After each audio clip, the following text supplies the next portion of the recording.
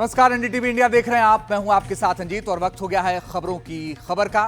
देश और दुनिया की तमाम अहम खबरें आपको दिखाएंगे, लेकिन सबसे पहले आपको कुछ तस्वीरें हैं जो आपके लिए देखना जरूरी है। आइए उसकी शुरुआत करते हैं तस्वीरों के साथ। और सबसे पहले बात अहमदाबाद की खबर के साथ करते हैं। अहमदाबाद में भगवान जगन्नाथ की रथ यात्रा में शुक्रवार सुबह 3 हाथी बेकाबू हो गए और 100 मीटर तक भागे। इसके बाद रथ यात्रा में भगदड़ सी मच गई। लोग इधर उधर भागते दिखे। बेकाबू हुआ हाथी 17 हाथियों के ग्रुप में सबसे आगे चल रहा था। डीजे के अत्यधिक शोर की वजह से हाथी ने 2 लोगों को घायल कर दिया और हाथी पुल में घुस गया। इसके बाद इन तीनों हाथियों को रथ यात्रा से बाहर कर दिया गया। और बाहरी दिल्ली में रिठाला में फैक्ट्री की आग कभी ठंडी भी नहीं हुई थी कि शुक्रवार तड़के बवाना में बेसमेंट समेत 2 मंजिला प्लास्टिक फैक्ट्री में भीषण आग लग गई। 5 घंटे में 25 दमकल गाड़ियों की सहायता से आग को नियंत्रित किया गया। किसी के हताहत होने की बात फिलहाल सामने नहीं आई है। आग बुझाने में दमकल विभाग ने आधुनिक AWT और बंटरों का इस्तेमाल किया। दमकल कर्मचारियों ने फैक्ट्री के ऊपरी मंजिल की दीवार में 3 जगह छेद किए और बहुमंजिला इमारतों में आग बुझाने में इस्तेमाल होने वाली बंटरों गाड़ी की मदद से पानी की धार फैक्ट्री परिसर के अंदर फेंकी। अभी आग लगने का कारण साफ नहीं हो पाया है।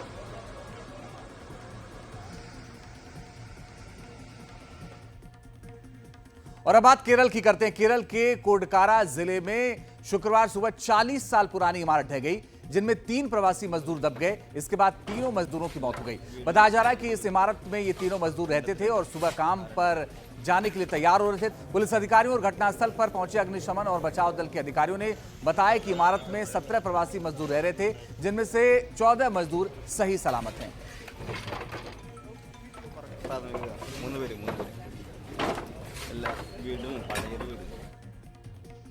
और अब बात प्रयागराज की करते हैं। प्रयागराज में एक कार सवार दंपति और ऑटो ड्राइवर के बीच हो रहे विवाद की वजह पूछना एक बाइक सवार को महंगा पड़ गया। बाइक सवार ने जब झगड़े की वजह पूछी तो कार सवार दंपति तैश में आ गए और कार से निकलकर बीच बाजार सड़क पर बाइक सवार पर लहराते हुए पिस्टल तान दी। यही नहीं, इस दौरान बाइक सवार से मारपीट भी की। अब इस पूरी घटना का वीडियो तेजी के साथ वायरल हो रहा है। पीड़ित बाइक सवार की शिकायत पर पुलिस ने आरोपी दंपति के खिलाफ संगीन धाराओं में FIR दर्ज कर लिया है। जबरदस्ती लेडीज लोग मार रही है यहाँ पे।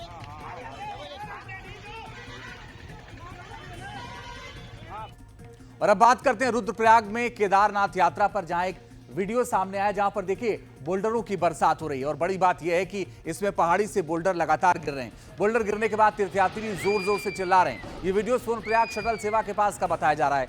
सोशल मीडिया पर यह वीडियो वायरल हो रहा है। इन दोनों बारिश की वजह से पहाड़ों पर जगह जगह लैंडस्लाइड देखी जा रही है, जिसमें चारधाम यात्रा भी बुरी तरह से प्रभावित है।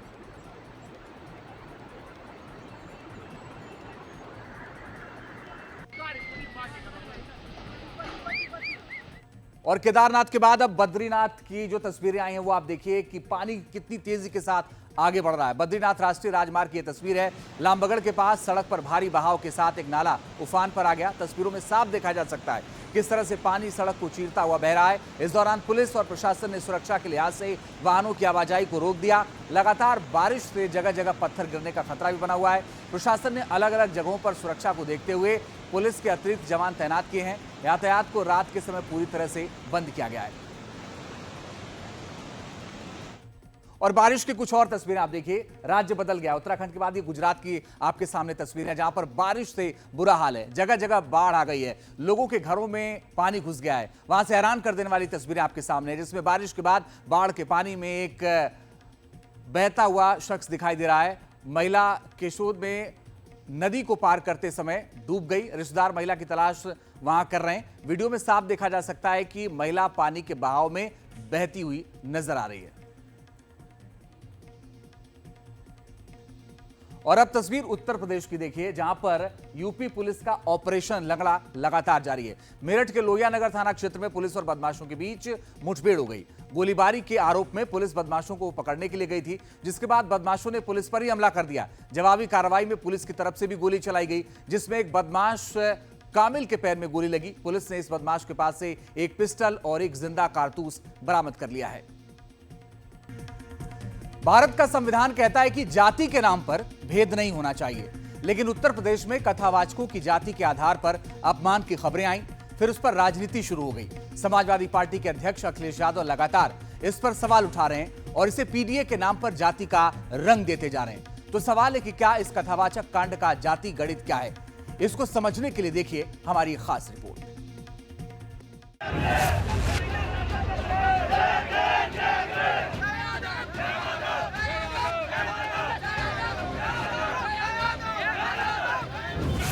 एक सवाल उठा और बवाल मच गया। वो बवाल मारपीट तक पहुंच गया। इटावा में गुरुवार को यादव समाज और अहिर रेजिमेंट के युवाओं ने जमकर हंगामा किया। आगरा कानपुर नेशनल हाईवे पर हजारों प्रदर्शनकारियों ने प्रदर्शन किया, पुलिस पर पथराव किया और पुलिस की गाड़ी तोड़ दी। थाने में उनकी मांग थी कि गगन यादव को छोड़ दिया जाए, कथावाचकों के खिलाफ जो कार्रवाई की गई है उसे वापस लिया जाए और जिन लोगों ने घटना की है उन लोगों के खिलाफ कार्रवाई की जाए। बवाल बढ़ा तो प्रदर्शनकारियों को हिरासत में लिया गया। अब इस मामले में एक बार फिर समाजवादी पार्टी के अध्यक्ष अखिलेश यादव कूद पड़े हैं। एक ट्वीट के जरिए उन्होंने जो कुछ कहा उसका लबोलुआब यही है कि हंगामा करने वाले स्थानीय लोग नहीं बल्कि बाहरी लोग हैं। अखिलेश यही बताना चाहते हैं कि यादवों को बदनाम करने की ये साजिश है। अब सवाल यह है कि इस साजिश से वो किसको जोड़ रहे हैं? मध्य प्रदेश के मुख्यमंत्री जी हैं, वो कहते हैं यादव हैं। मैं तो आपके माध्यम से अपील करूंगा कि मध्य प्रदेश के मुख्यमंत्री जी मध्य प्रदेश से एक दिन का समय निकालें और जिनका सर घुटाया है, जिन पे पेशाब डाली गई है, जिनकी छुट्टियां काटी गई है, उस परिवार से जरूर मिलें और जिन्होंने किया उस परिवार से भी मिल लें। दोनों परिवार से मिले। मैं ये नहीं कहता हूँ कि एक ही परिवार से मिले। जहां पर कथा हो रही थी उस परिवार से भी मिले और जे शास्त्री लोग जो गए थे कथा कहने उनसे भी मिल लें। गुरुवार की मारपीट से ब्राह्मणों में अलग नाराजगी है। कलेक्ट्रेट परिसर में ब्राह्मण समाज द्वारा जमकर नारेबाजी की गई।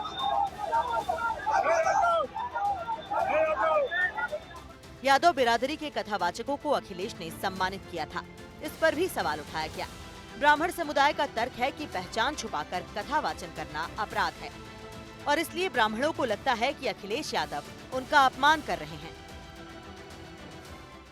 आज के समय में जो वर्तमान पूर्व मुख्यमंत्री माननीय अखिलेश यादव जी हैं, ऐसे घृणित लोगों को बुला करके सपा कार्यालय में बुला करके सम्मानित करके 51 हजार रुपया दे करके ब्राह्मणों का अपमान कर रहे हैं। यह कतई बर्दाश्त नहीं करना चाहिए। ये यादव वर्ग के लोग कर रहे हैं, माननीय मुख्यमंत्री पूर्व अखिलेश यादव कर रहे हैं। ये हम लोग सबके साथ हैं। यादव बुलाएगा उसके यहाँ पूजा करेंगे, ब्राह्मण बुलाएगा उसके यहाँ करेंगे, क्षत्रिय बुलाएगा सबके यहाँ करेंगे, शूद्र बुलाएगा उसके यहाँ भी करेंगे। हम लोग का कोई विरोध नहीं है। बस हमारा यही है कि हमारा जो सनातन पे उंगली उठा रहा है उसके खिलाफ हम लोग जिस भी स्तर पे जाना है हम लोग जाएंगे। लेकिन इसके साथ ही कुछ अहम सवाल उठते हैं। आखिर सामाजिक व्यवस्था ऐसी क्यों है कि किसी को अपनी जाति छुपानी पड़ रही है? फिर किसी ने गलत जाति बता दी तो क्या उसकी पिटाई और अपमान करना गलत नहीं है? और क्या कथावाचन का काम एक जाति विशेष के लोग ही कर सकते हैं? तीसरे सवाल का उत्तर जानने के लिए आप पहले उन बयानों को सुनिए जो सीधे सीधे संविधान की मर्यादा पर सवाल हैं। ब्राह्मण को काम मिला पूजा पाठ कराने का, दक्षिणा लेने का, क्षत्रिय को सुरक्षा का, यादव को भैंस रखने का, दूध दोहने का उनको कारोबार है, मौर्या जी को मुरई भंटा साग पैदा करने का है, विश्वकर्मा जी को हंसुआ खुरपी खुदार फरसा बनाने का है। इस तरह सभी जातियों को अलग अलग काम मिला है। कोई दूसरी जाति के अगर काम लेने की कोशिश करेगी तो भाई तो बवाल तो होगा ही ना। हमारे यहाँ नियम बनाया गया है और उसी की परंपरा है कि सार्वजनिक कथा जब कहीं पर कही जाती है तो उसमें ब्राह्मण विद्वान 2 गुण होना चाहिए। केवल ब्राह्मण भी नहीं चलेगा, विद्वान ब्राह्मण होना चाहिए और निष्प्रिय ब्राह्मण होना चाहिए। किसी के भी साथ दुर्व्यवहार नहीं करना चाहिए। कोई भी किसी भी प्रकार का दुर्व्यवहार करता है वो ठीक नहीं। हम तो इसका प्रचार करते हैं, तिलक रखो और चोटी रखो, कलावा बांधो, कंठी पहनो, इसका हम प्रचार करते हैं। भारत का संविधान कहता है कि हर व्यक्ति इस देश में बराबर है और किसी से जाति या धर्म के नाम पर भेदभाव नहीं होगा। फिर सवाल है कि कथावाचन में एक जाति की बात कैसे आई? हालांकि बहुत सारे धर्माचार्य मानते हैं कि जिस तरह कथावाचकों का अपमान हुआ वो सनातनी परंपरा के खिलाफ है। धर्मशास्त्र कहते हैं कथा कोई भी कर सकता है, परंतु वैष्णव हो और सनातन हिंदू धर्म में उसकी आस्था हो, श्रद्धा हो। यहाँ पे वाल्मीकि से लेकर के वेदव्यास तक कोई भी ब्राह्मण नहीं है, लेकिन ये आरोप लगा करके इसको जातिगत हवा देना, ये शुद्ध रूप से उत्तर प्रदेश को जातिगत दंगे की आग में झोंकने का एक षड्यंत्र है। लेकिन इन सारे सवालों के बीच मुख्यमंत्री योगी आदित्यनाथ ने पिछली सरकारों को आईना दिखा दिया कि कैसे तब जाति के नाम पर खून खराबा होता था। पिछली सरकारों की उपलब्धि क्या है? जातीय संघर्ष करवा करके परिवारवाद के नाम पर एक जनपद, एक माफिया देने, यही उनकी पिछली सरकारों की उपलब्धि रही है, जिसके कारण उत्तर प्रदेश के नौजवानों के सामने, उत्तर प्रदेश के नागरिकों के सामने पहचान का संकट खड़ा हुआ था। इस मामले में एक पेंच यादव कथावाचकों पर महिला से छेड़छाड़ के आरोप का भी है। एनडीटीवी इंडिया की रिपोर्ट। उत्तर प्रदेश की राजनीति पिछले कुछ समय से जाति की धुरी पर बहुत तेजी के साथ घूम रही है। अभी कथावाचकों का विवाद ब्राह्मण बनाम यादव बन गया है, यानी एक तरफ ब्राह्मण है, दूसरी तरफ यादव हैं। लेकिन समाजवादी पार्टी के अध्यक्ष अखिलेश यादव ने इसको पूरे पीडीए की लड़ाई बता दी, पीडीए का अपमान बता दिया। इससे पहले यूपी की राजनीति को समाजवादी पार्टी ने ही राजपूत बनाम दलित बनाने की कोशिश की थी। तब समाजवादी पार्टी के राज्यसभा सांसद रामजीलाल सुमन ने राणा सांगा पर आपत्तिजनक भाषा बोल दिया था। इसके बाद करणी सेना से लेकर दूसरे जातीय संगठनों के मैदान में उतरने के बाद अखिलेश यादव ने इसे दलितों का अपमान बताया था। तो सवाल है कि क्या उत्तर प्रदेश में 2027 के चुनाव से पहले की तैयारी जातिगत तनाव पर शुरू हो रही है और पीडीए के नाम पर अखिलेश यादव उसको हवा दे रहे हैं। अब सवाल है कि जिस कथावाचक मुकुटमणि के आधार कार्ड पर विवाद है, उसमें सच क्या है?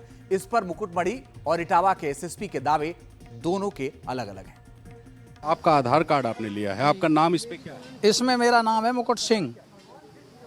ये हाँ, वो दिखा रहे हैं मुकुटमणि अग्नोत्री। उन्होंने मेरे आधार कार्ड मांगा, मैंने कहा देख लो ये हमारा आधार कार्ड, पूरा पता भी पड़ा हुआ है।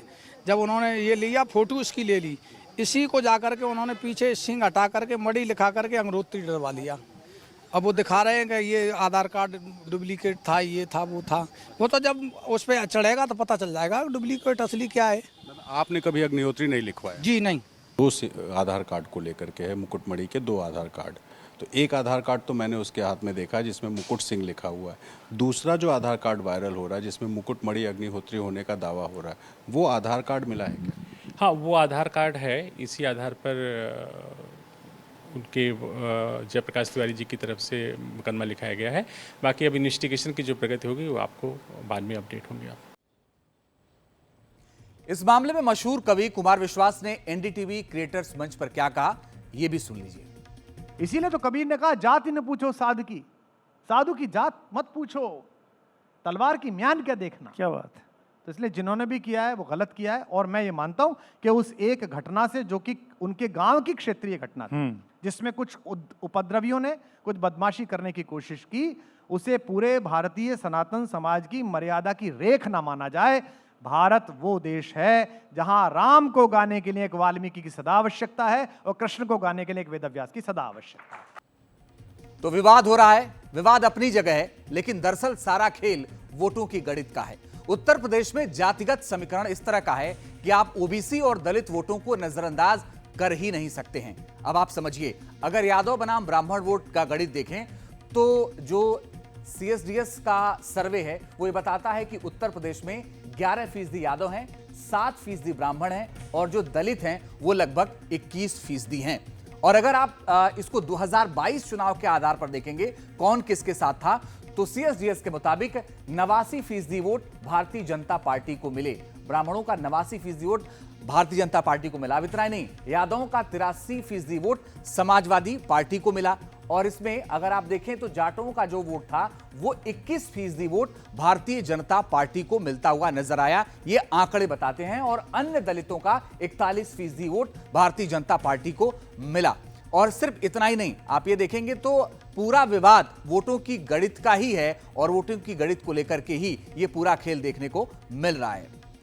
हालांकि लोकसभा में आते आते बीजेपी के दलित वोट को धक्का पहुंचा, खासकर अयोध्या में हुए लोकसभा चुनाव में। लेकिन विधानसभा आते आते मिल्कीपुर सीट पर बीजेपी ने ज्यादा शानदार तरीके से जीत हासिल कर ली। अब ये संयोग है या प्रयोग कि मिल्कीपुर में समाजवादी पार्टी की हार के बाद ही उसके सांसद रामजीलाल सुमन ने राणा सांगा के नाम पर नया बवाल खड़ा कर दिया था। अब सवाल है कि क्या यह मामला ब्राह्मण बनाम यादव है या इससे आगे का कुछ हो सकता है। इस पूरे मामले को अगर हम देखें तो कथावाचक मामले में लगातार फ्रंट फुट पर खेलने की कोशिश कर रहे अखिलेश यादव को आजम खान की पत्नी तंजीन फातिमा ने बैकफुट पर ला दिया है। जेल में बंद आजम से मिलकर निकली तंजीन ने कहा, मुझे समाजवादी पार्टी से कोई उम्मीद नहीं है। आजम के समर्थक आरोप लगाते रहे हैं कि समाजवादी पार्टी ने उनसे मुंह फेर लिया है। कांग्रेस के इमरान मसूद को तो आपदा में अवसर मिल गया है, लेकिन अखिलेश ने शर्तें लगा दी। उसको समझने के लिए आपको ये रिपोर्ट देखनी चाहिए।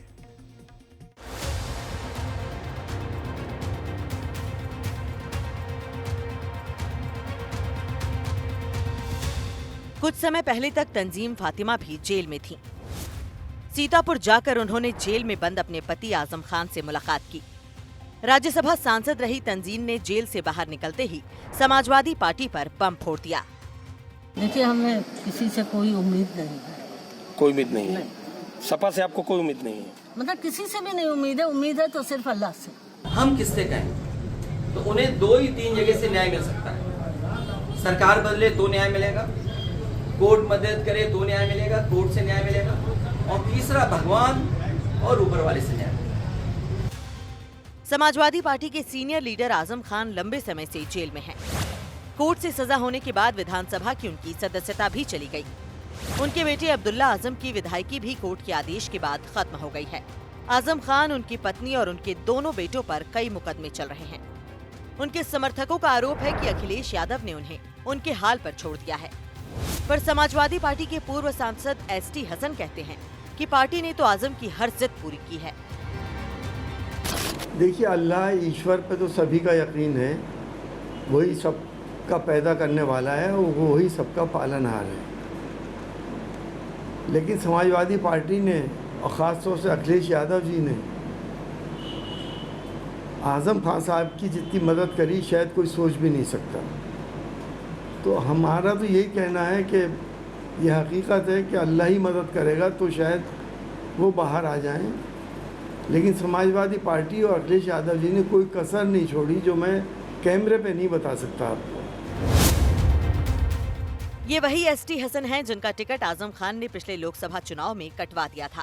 आजम खान की जिद के कारण रुचि वीरा को मुरादाबाद से टिकट मिला था, लेकिन अखिलेश यादव ने धोबी पछाड़ चलते हुए आजम खान के विरोधी मोहिबुल्लाह नदवी को रामपुर से टिकट दे दिया। आजम खान को अब भी इसका दर्द है। उनका दर्द तो ये भी है कि अखिलेश इन दिनों उन्हें छोड़कर दूसरे मुस्लिम नेताओं को आगे बढ़ा रहे हैं, जैसे संभल के सांसद जियाउर रहमान बर्क और कैराना की सांसद इकरा हसन। कांग्रेस के इमरान मसूद और अखिलेश यादव का झगड़ा पुराना है। समाजवादी पार्टी में मुसलमान दरी बिछाते हैं वाला बयान देने वाले मसूद भी आजम के हमदर्द हैं। देखिए, आजम साहब के साथ जो कुछ हुआ है वो राजनीति के लिए अच्छा नहीं है किसी भी सूरत में, क्योंकि ये परंपराएं गलत हैं। तंजीम फातिमा के ताजा बयान ने कांग्रेस के साथ साथ चंद्रशेखर रावण के चेहरे पर भी चमक ला दी है। रावण का भी अखिलेश यादव से 36 का रिश्ता रहा है। आजम के बहाने सब अखिलेश यादव से अपना हिसाब बराबर करना चाहते हैं। अखिलेश यादव भी नई तरह की मुस्लिम राजनीति कर रहे हैं। आजम खान का मामला ही कुछ ऐसा है जो अखिलेश यादव के लिए न उगलते बन रहा है न ही निगलता। अगर समाजवादी पार्टी उनके साथ मजबूती से खड़ी होती है तो फिर सांप्रदायिक ध्रुवीकरण हो सकता है। ऐसा होने पर फायदा सीधे सीधे बीजेपी को मिल सकता है। इसीलिए समाजवादी पार्टी इस मामले में फूंक फूंक कर कदम रखना चाह रही है। लेकिन अगर आजम का साथ छूटा तो फिर 2009 के लोकसभा चुनाव जैसे हालात हो सकते हैं, जब समाजवादी पार्टी को उस चुनाव में भारी नुकसान उठाना पड़ा था। पंकज झा, एनडीटीवी इंडिया के लिए।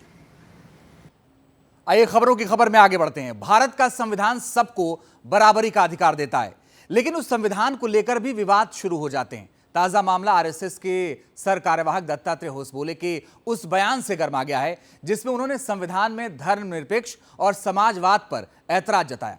बिहार में चुनाव जब सिर पर नाच रहा हो उस वक्त इस बयान से बिहार की राजनीति भी गरमाने लगी है। लालू यादव ने इसको बड़ा मुद्दा बनाया तो राहुल ने कहा कि बीजेपी और आरएसएस को संविधान नहीं मनुस्मृति चाहिए। इन सब के बीच बीजेपी ने जरूर होसबोले के बयान का समर्थन किया है। देखिए रिपोर्ट।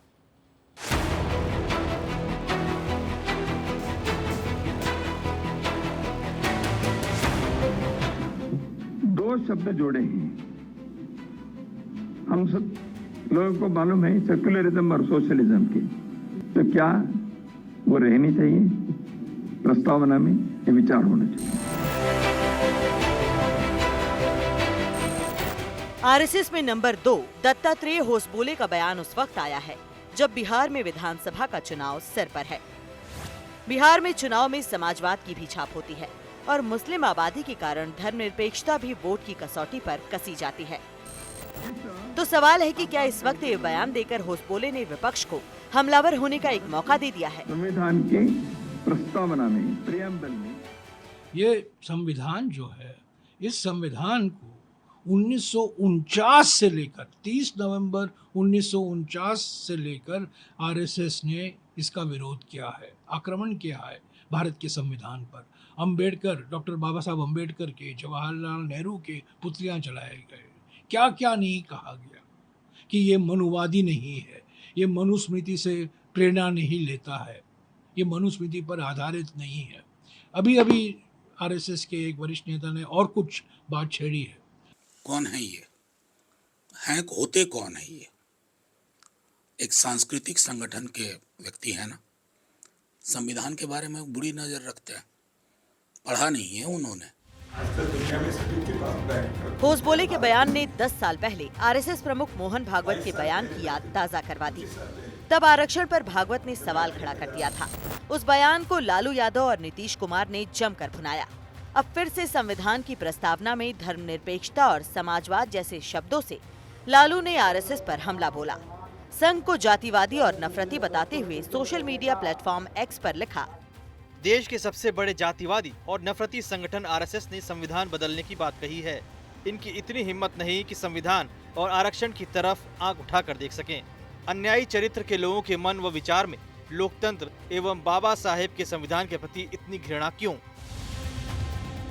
संविधान का सवाल इस देश की परंपरा और भावनाओं से जुड़ा हुआ है। 2024 के लोकसभा चुनाव में विपक्ष ने बीजेपी के खिलाफ यही माहौल बनाया था कि बीजेपी सत्ता में आई तो संविधान बदल देगी। दरअसल बीजेपी के कुछ सांसदों ने ऐसा बयान दे दिया था। इसका असर बीजेपी के लिए अच्छा नहीं रहा और वो 370 सीटें जीतने का ख्वाब देखते देखते 240 पर आ गई। तब से चाहे कांग्रेस हो या समाजवादी पार्टी, उन्होंने संविधान को अपना चुनावी मुद्दा बना लिया। जो हमारा कॉन्स्टिट्यूशन है, जो संविधान है, इसको प्रधानमंत्री जी,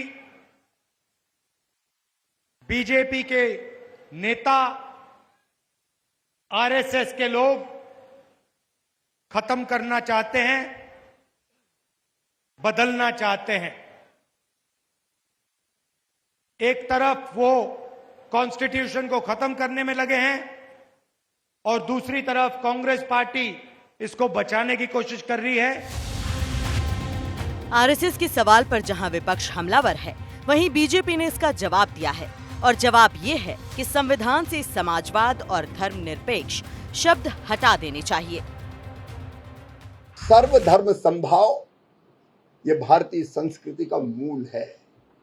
धर्मनिरपेक्ष हमारी संस्कृति का मूल नहीं है और इसलिए इस पर जरूर विचार होना चाहिए कि आपातकाल में जिस धर्मनिरपेक्ष शब्द को जोड़ा गया उसको हटाया जाए। अब संविधान पर जो सवाल उठ रहे हैं, उनका सही उत्तर बिहार के विधानसभा चुनाव में मिलेगा। एनडीटीवी इंडिया की रिपोर्ट। और अब हमारे सहयोगी सुशील बहुगुणा आपको विस्तार से बताते हैं कि संविधान में कैसे समाजवादी और पंथ निरपेक्ष शब्द जुड़ा, उसके पीछे की मंशा क्या थी और इस मामले में अब तक क्या कुछ हुआ है। जी शुक्रिया अंजीत। आरएसएस के सरकार्यवाह दत्तात्रेय होसबोले ने एक बार फिर उस बहस को छेड़ दिया है जिस पर पहले भी कम चर्चा नहीं हुई। उन्होंने कहा है कि संविधान की प्रस्तावना से समाजवादी और पंथ निरपेक्ष शब्दों को हटाने पर चर्चा होनी चाहिए। इन दो शब्दों का मतलब क्या है, इन पर इतना हंगामा क्यों है और ये किन परिस्थितियों में संविधान की प्रस्तावना में शामिल किए गए, ये जानना जरूरी है। संविधान की मूल प्रस्तावना के सबसे शुरुआती शब्द जो हैं वो इस तरह थे: हम भारत के लोग भारत को एक संपूर्ण प्रभुत्व संपन्न लोकतंत्रात्मक गणराज्य बनाने के लिए, और इसके आगे बाकी लक्ष्यों और उद्देश्यों की बात प्रस्तावना में कही गई है। लेकिन अभी हम पहले यहीं तक की बात करते हैं। देश में इंदिरा गांधी सरकार द्वारा लगाए गए आपातकाल के दौरान 1976 में संविधान में 42वां संविधान संशोधन हुआ। इसके तहत तमाम संशोधनों के अलावा संविधान की प्रस्तावना में भी दो शब्द जोड़े गए: समाजवादी यानी सोशलिस्ट और पंथ निरपेक्ष यानी सेक्युलर। और तब से ही इन शब्दों को जोड़ने को लेकर विरोध और समर्थन का सिलसिला चलता आ रहा है। विरोध करने वालों का तर्क रहा है कि 42वां संविधान संशोधन जब किया गया तो देश में आपातकाल लागू था, नागरिक अधिकारों को कुचल दिया गया था। दूसरा, इन शब्दों को प्रस्तावना में जोड़ने से संबंधित संशोधन विधेयक पर संसद में पर्याप्त चर्चा भी नहीं हुई, क्योंकि विपक्ष के अधिकतर बड़े नेताओं को जेल में डाल दिया गया था, उन पर जुल्म हो रहे थे, मीडिया पर सेंसरशिप लगी हुई थी।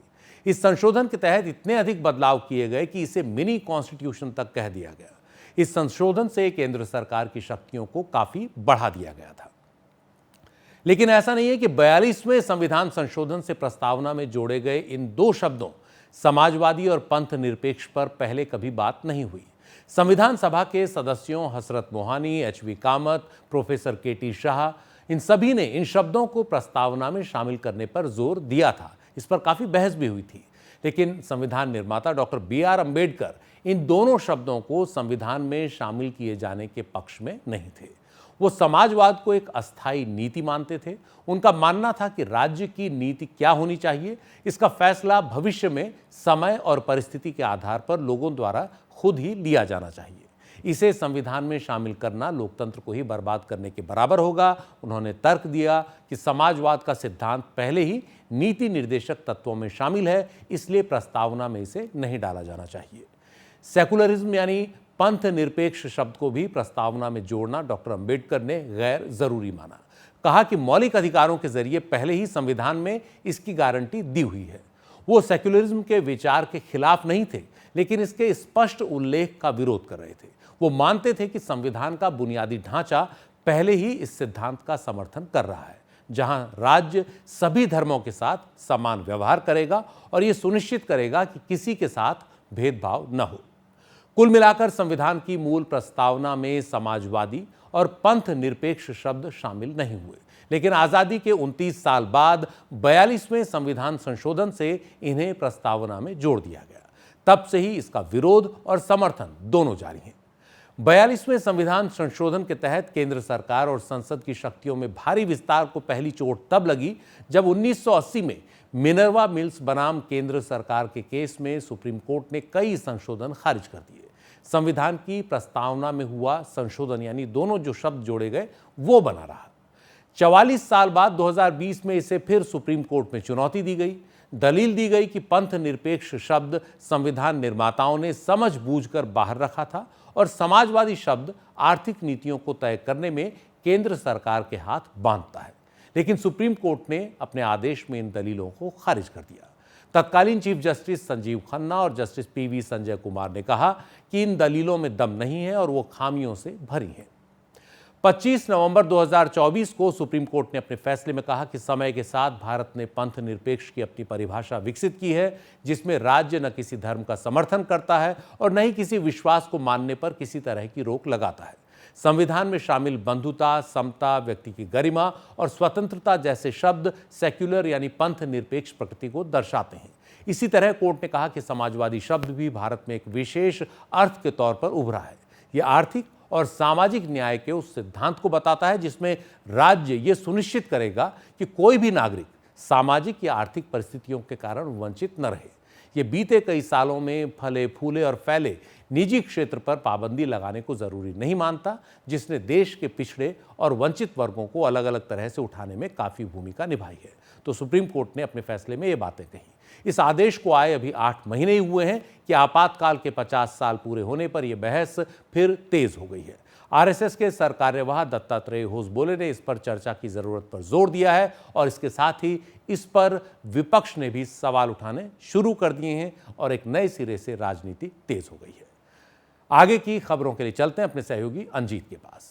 शुक्रिया सुशील जी इतने विस्तार से समझाने के लिए। और सुप्रीम कोर्ट ने क्या कुछ कहा ये भी हमारे सहयोगी ने बताया, लेकिन एक बात तय है कि आने वाले वक्त में अब राजनीति खूब होगी, उस पर भी हमारी नजर होगी और उस पर भी अपडेट आप तक पहुंचाएंगे। आगे बढ़ते हैं। पंजाब में गैंगस्टरों के बीच गैंग वॉर अब उनके परिवारों तक पहुंच गया है, जिसे लेकर सुरक्षा एजेंसियां अलर्ट हो गई हैं। दरअसल पंजाब के एक बड़े गैंगस्टर जग्गू भगवानपुरिया की मां और उसके करीबी की कुछ अज्ञात लोगों ने गोली मारकर हत्या कर दी। हत्या की जिम्मेदारी बमिहा गैंग ने ली है। जग्गू लॉरेंस विश्नोई गैंग का विरोधी गैंग है।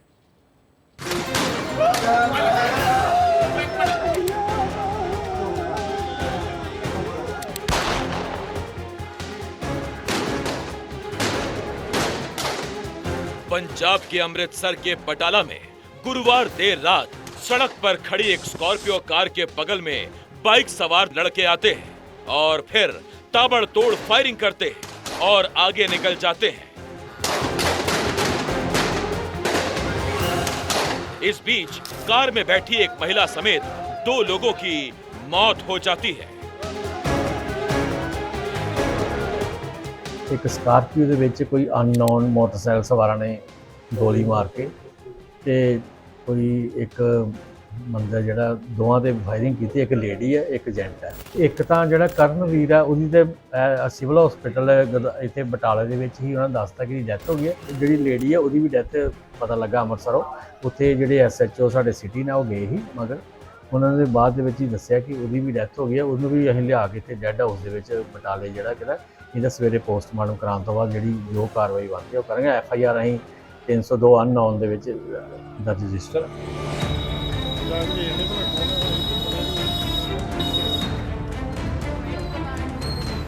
मृतकों की पहचान हरजीत कौर और करणवीर सिंह के रूप में हुई।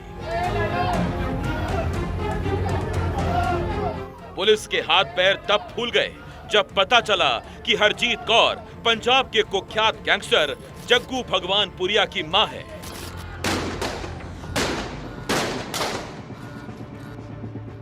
इसके ठीक बाद सोशल मीडिया पर एक पोस्ट आया। पोस्ट करने वाले थे पंजाब के ही दूसरे बड़े बमबिहा गैंग से जुड़े हरियाणा के 2 बड़े गैंगस्टर कौशल चौधरी और प्रभु दासवाल। हालांकि इस सोशल मीडिया पोस्ट को पुलिस वेरीफाई कर रही है। पोस्ट में लिखा है, सत श्री अकाल मेरे सच्चे वीर को, जो बटाला में करणवीर का कत्ल हुआ है इसकी जिम्मेदारी मैं, टोनी बल बिल्ला मांगा, प्रभु दासुवाल और कौशल चौधरी लेते हैं। ये जग्गू का सारा काम संभालता था। ये भगोड़ा व्यक्ति इसके हथियार और पैसे संभालता था। आज हमने इसे मारकर अपने भाई गोरे बरियाड़ की हत्या का बदला लिया, जबकि इसे पता था कि गोरे का हमारे साथ कोई लेना देना नहीं था।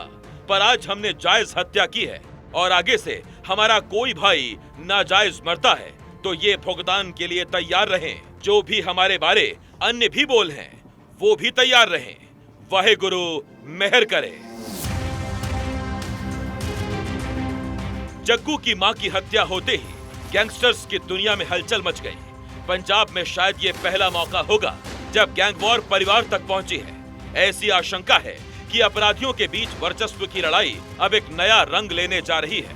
इसको लेकर सुरक्षा एजेंसियां भी अलर्ट मोड पर है। दरअसल जग्गू भगवानपुरिया पंजाब का एक ऐसा कुख्यात गैंगस्टर है जो जेल में रहकर अपने गैंग को ऑपरेट कर रहा है। ये तय है कि वो अपनी मां की हत्या का बदला लेने की कोशिश जरूर करेगा।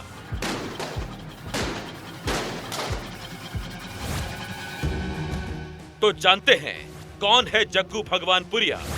लॉरेंस का विरोधी गैंग है जग्गू भगवानपुरिया। गुरदासपुर के भगवानपुर गांव का रहने वाला है और अच्छा कबड्डी प्लेयर था। 2015 से वो जेल में बंद है। हत्या, लूट और जबरन वसूली, आर्म्स सप्लाई के 128 से ज्यादा केस दर्ज हैं। पंजाब में उसे वसूली किंग कहते हैं। कनाडा में भी हत्याओं का आरोप है। पहले गोल्डी बराड़, लॉरेंस बिश्नोई और जग्गू भगवानपुरिया दोस्त थे, लेकिन अब इनके रास्ते अलग हैं। उन्होंने जग्गू भगवानपुरिया से दूरी बना ली है। बिश्नोई और गोल्डी बराड़ ने जग्गू पर आरोप लगाया था कि जग्गू ने ही सिद्धू मूसेवाला के 2 कातिलों का सुराग पंजाब पुलिस को दिया था। सिद्धू मूसेवाला हत्याकांड में आरोपी भी है जग्गू। पंजाब में इसका नशे और हथियार सप्लाई का बड़ा नेटवर्क है। अंतर्राष्ट्रीय ड्रग सिंडिकेट का हिस्सा जो पाकिस्तान और कनाडा से जुड़ा हुआ है, सीमा पार से नशीले पदार्थ मंगवाता है। केंद्रीय एजेंसी नारकोटिक्स कंट्रोल ब्यूरो ने एनडीपीएस एक्ट के तहत कार्रवाई करते हुए 2025 में जग्गू को पंजाब की भटिंडा जेल से असम की जेल भिजवाया था। जग्गू को पंजाब की जेल में दूसरे गैंग के लोगों से जान का खतरा भी था। इससे पहले गैंगस्टर गोल्डी बराड़ का एक ऑडियो सामने आया था, जिसमें गोल्डी ने दावा किया था कि वो अब गैंगस्टर लॉरेंस बिश्नोई ग्रुप से अलग हो गया है।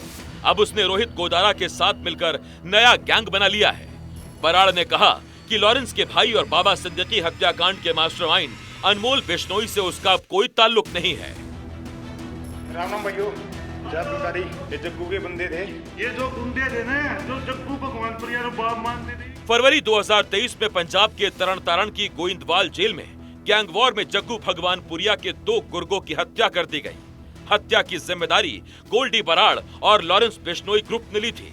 आरोप लगाया गया था कि जग्गू ने मुखबिरी कर सिद्धू मूसेवाला हत्याकांड में शामिल 2 शूटर्स का एनकाउंटर करवा दिया। तभी से लॉरेंस गैंग और जग्गू के बीच अदावत चली आ रही है। लेकिन उसकी मां हत्या में बम्बिहा गैंग का नाम सामने आने के बाद इस सनसनीखेज हत्याकांड में नया मोड़ आ गया है। अब पंजाब के कुख्यात गैंग्स के बीच एक नई तरह की जंग छिड़ सकती है और इससे निपटना पंजाब पुलिस के लिए किसी चुनौती से कम नहीं होगा। नई दिल्ली से मुकेश सिंह सेंगर की रिपोर्ट, एनडीटीवी इंडिया के लिए।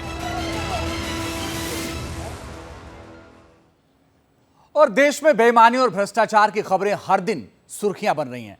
सरकारी सेवाओं का हाल बद से बदतर होता जा रहा है। कहीं मुख्यमंत्री के काफिले की गाड़ियों में पेट्रोल की जगह पानी भरा जा रहा है, तो कहीं मूसलाधार बारिश के बीच पानी के टैंकर सड़कों पर दौड़ रहे हैं। आखिर ये सिलसिला कब थमेगा, ये रिपोर्ट आपको दिखाते हैं।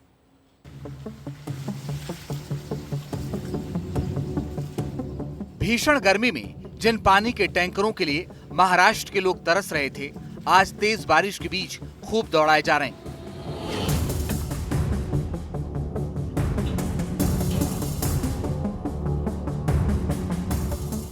ये तस्वीरें महाराष्ट्र के छत्रपति संभाजीनगर की हैं, जहां 229 पानी के टैंकर दौड़ रहे हैं। भरे हुए कुएं को भी भरा जा रहा है।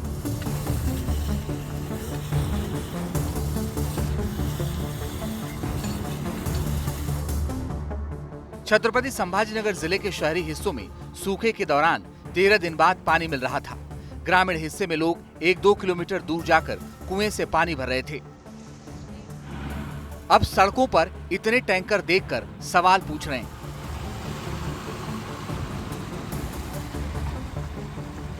जब लोगों को आवश्यकता होती पानी के लिए, पानी की आवश्यकता होती तो टैंकर मिलते नहीं। कितने भी तुम जाके आए हम लोग, लेकिन पानी नहीं मिलता, टैंकर नहीं मिलता। अभी क्या हुआ, अभी बारिश हो गया तो टैंकर अभी पानी का जो वो बढ़ गया ना, स्तर बढ़ गया अभी, तो पानी की अभी जरूरत नहीं ज़्यादा, लेकिन अभी वो टैंकर चालू है शासन का। सवाल है, क्या टैंकर लॉबी को फायदा पहुंचाया जा रहा है? सरकारी अधिकारी कह रहे हैं नियमों के मुताबिक ही टैंकर चल रहे हैं। पानी देने का फैसला पूरी तरह से हमारे हाथ में नहीं होगा। इसके लिए नियम है, सरपंच ग्राम सेवक अगर मांग करें तो हम टैंकर देते हैं। वहीं दूसरी ओर मध्य प्रदेश के रतलाम में बेईमानी की एक तस्वीर सामने आई। बेईमानी करने वालों ने मध्य प्रदेश के मुख्यमंत्री को भी नहीं बख्शा। उनके काफिले में लगने जा रही गाड़ियों में धक्का लगाने की नौबत आ गई।